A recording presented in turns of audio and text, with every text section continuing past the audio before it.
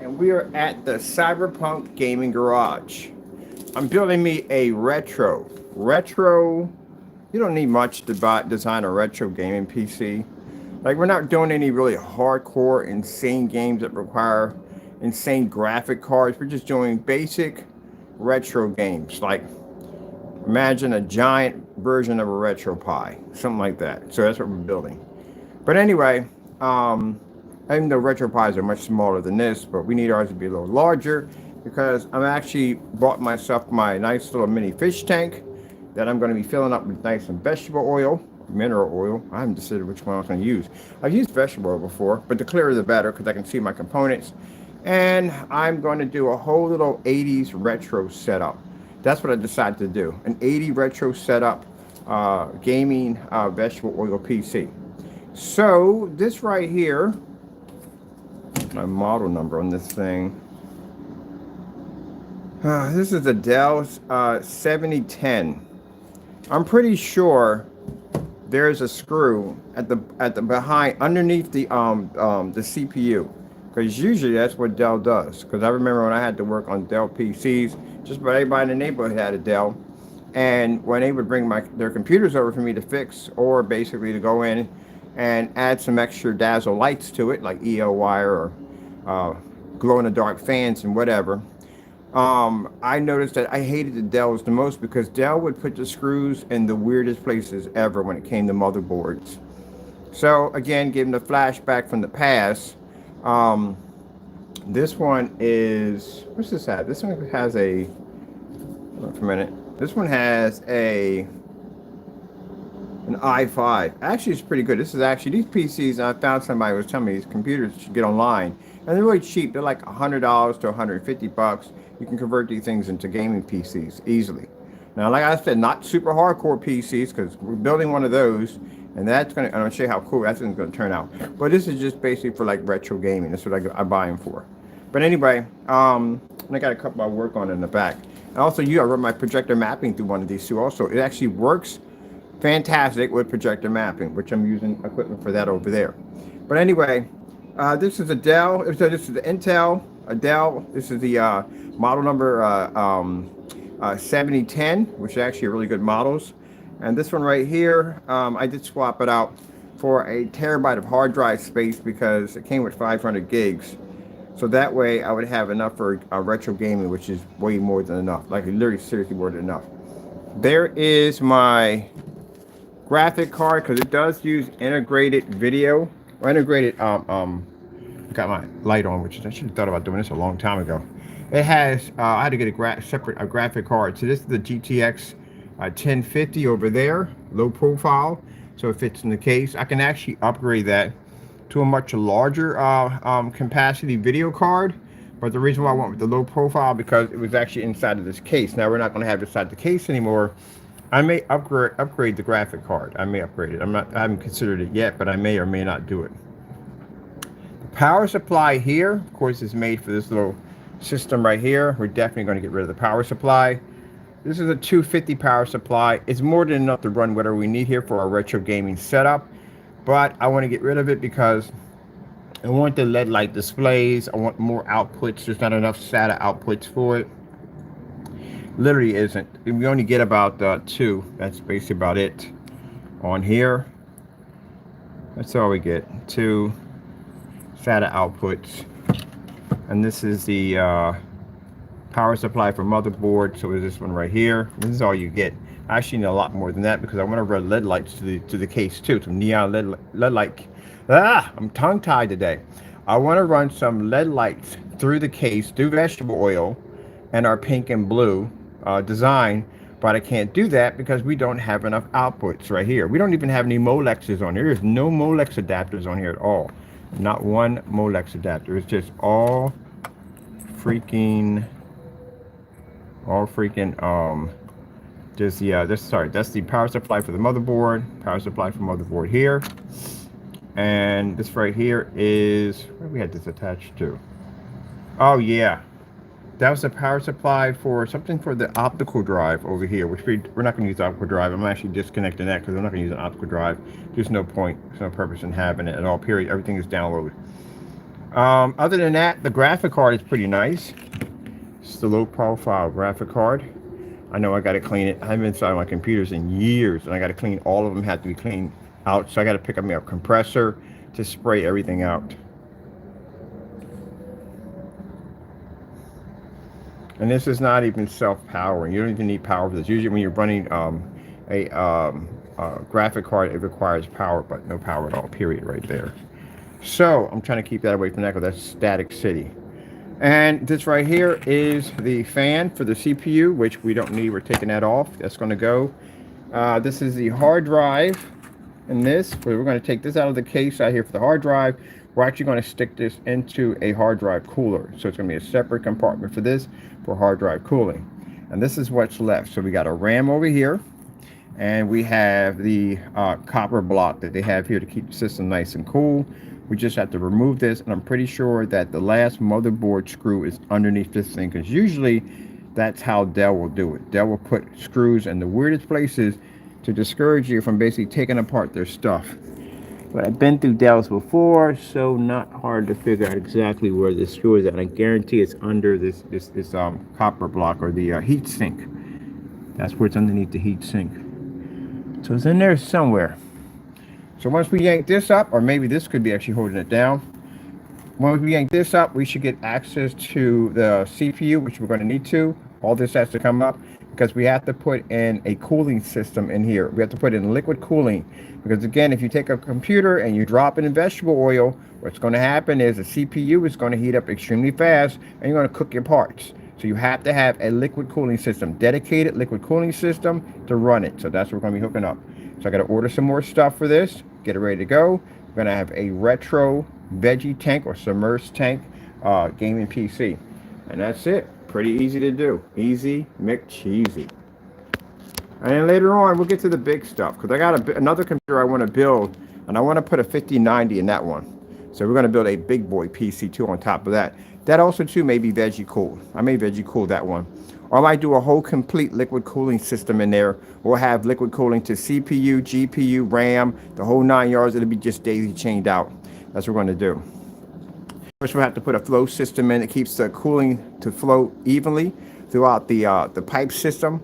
And actually, I've never actually built my own pipe system. I built a pipe system for the steampunk. We did a pipe system for that one for the 12-core processors because it had 4 12-core processors. It was very difficult to run 4 different copper blocks. We got 4 different copper blocks, and then you have to figure out how to joint those together. So I actually had to build a little adapter to connect those 4 together to cool the system down.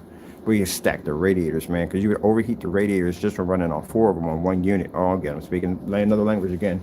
But anyway, we'll make it easy so you can figure out how to mod all your stuff and your equipment. So basically, when we do this glass, it's going to have like a glow-in-the-dark UV. Each side is going to be a glow-in-the-dark UV because I'm trying to get a cube for this. Well, that's right, the fish tank. We're doing the fish tank. So each side is going to glow a different color. But yeah, so it's going to be an interesting build. Fish tank, retro gaming PC, and you don't need a lot to do it. You don't need a high-powered machine. The Dells that they have, they sell these things for, like I said, you can get them for anywhere for under $100. These things are really, really cheap. And on top of that, you can turn them into all kinds of cool stuff.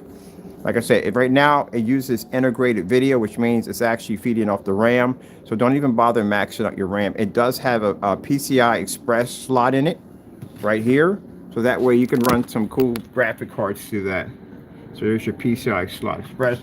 And you can run a nice little low profile, graphic card.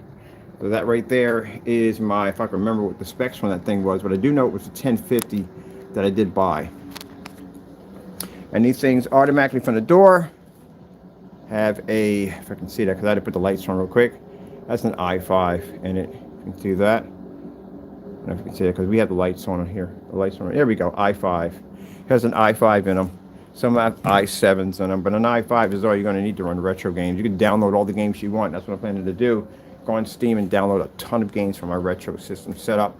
And I'm going to be hooking this through one of the gamer screens. So probably the Sugar Plum Fairy. I should build me a case for the Sugar Plum Fairy. I literally should build me a case for the Sugar Plum Fairy. I think I'm going to build me a couple of PCs. I might just build a PC for each gaming screen with the whole theme for it. So we got the samurai. I'm gonna do one for that one. Shamrock should be fun to put that one together. Yeah, I'm gonna build one for each one. So usually when I build these PCs, there's a whole little world going on inside of the PC. You can look inside the PC and see all the little interesting stuff going on. So we're gonna turn the Sugar Plum Fairy into a fantasy land. You can look in there, you can see all kinds of fairies floating around, all that stuff. Yeah, it's really easy to do. Very easy to do. I'll show you how to build them, put them all together. If you've seen some of my stuff, I'll put links to some of my stuff I used to build back in the day. See some of the craziest stuff I used to design. It's more than just designing a case. You have to put a whole world in there to make it look realistic. And that's what we're going to do with this. Now I got to go online and find a whole bunch of little toy arcade machines. I know they make them. Little tiny arcade machines. You need something pretty cool for the designs and stuff like that. Posters. Yeah, you can put paper and vegetable oil, but it's the way you have to seal it to the side of the glass so that way it doesn't become disrupted. I should make a gaming room. I should put, oh, that ain't a bad idea. I mean, we got enough room in the case. We can put a nice little retro room in there inside of the gaming PC. And we're going to do submerse. This is going to be under vegetable oil. So we got a nice little fish tank coming through. Not too big, not too small. That's basically about it. The only headache I got right now is just getting underneath this right here, because Dells are known for putting motherboard screws in the weirdest places, and I'm pretty sure there's one underneath there because it's not coming out. It's lifting up on the edges. The middle's solid, so that means once I move that heat sink, it's going to pop out. So I have to get a special screwdriver for that because my screwdrivers will not fit that, and I don't want to strip it. Now, if I decide to do it the other way, there's another way to get around it. We did this with the Xbox 360. So if you didn't have the tools to get into an Xbox 360, they took a tool like this.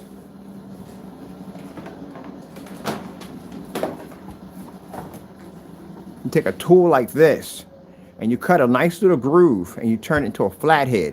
And that's how you pull the screws out of an Xbox 360 if you didn't have the part, if you didn't have the screws.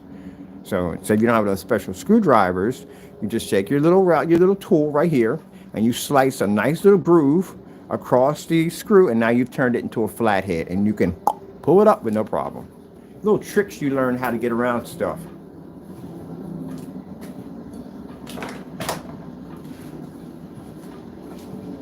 But this one, I just want to be to yank it out. I can get them out with no problem. I just have to have a special screwdriver. So I'm going to go order some screwdrivers to get that out of there. But then you should have them anyway, because I plan to mod a couple of Dells, turn them into retro setups. Oh yeah, remember the thing about the whole, well, my projector's coming in pretty soon, my 50,000 lumen projector.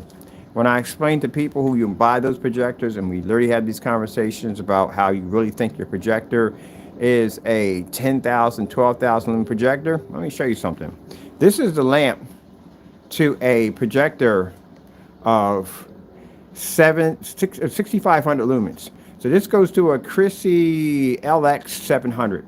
Do you see the size of this lamp? This is how big they are.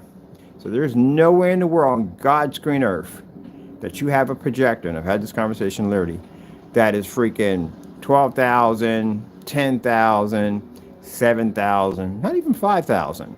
Because the lamps are massive. There's no way in the world. This would pretty much destroy, it wouldn't even fit in your case. But this is what's required if you're running 6,500 lumens. I got to bring one of my projectors over here because I got to do a repair on it. So my parts are coming in soon. I had to order my parts from overseas. It wasn't easy to get the parts for that particular projector.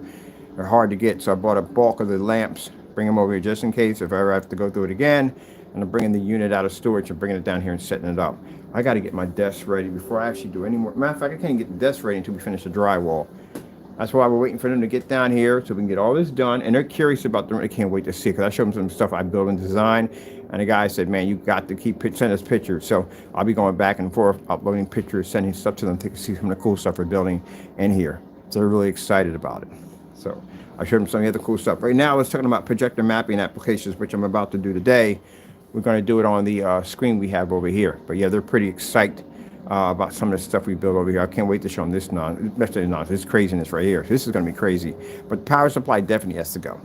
Can't use it. It's completely useless because, again, no Molexes. You need Molexes if you're going to be running any form of UV lights And we definitely got to be designing our own UV paints. We definitely gonna need that.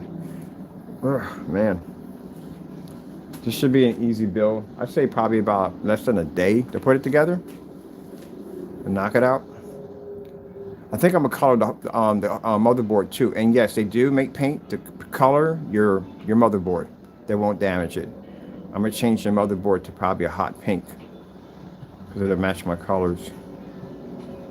All right, people. Well, I gotta go. You see my cloud system over here? Look at my cloud system.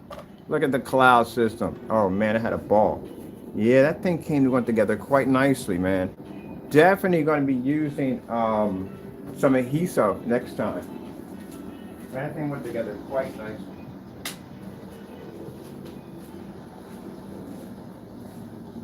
That's because I got the lights on the phone. That's why. Man, it went together quite nice.